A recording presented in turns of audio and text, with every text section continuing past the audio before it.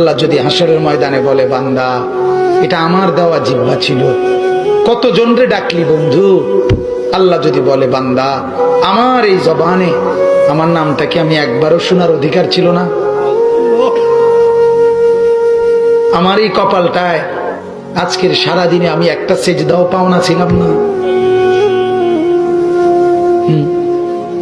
আমার এই কানটায় আমি আল্লাহকে একটা বারো আজানের আওয়াজটা শোনার হক আমি পাওনা ছিলাম না? কি বলবি যুবক? হ্যাঁ মুসলমান, কি বলবো? বলো না বাপ, কি বলবো? এক মা যদি বলে, মা তার পাষাণ ছেলেকেও যদি মা বলে, এরে বাপ 9টা মাস তোরে পেটে ধরছি রে বাপ, 2টা বছর তোরে বুকের দুধ খাওয়াইছি বাপ, বিনিময়ে তুই আজকে আমার মতো মা রে ভুলে গেলি বাপ, কেমনে রে সহ্য করলি? এই কথা বললে যত বড় পাষাণ ছেলেই হোক, সেও তো কিছুক্ষণের জন্য মাথাটা নোয়াই লাগবে।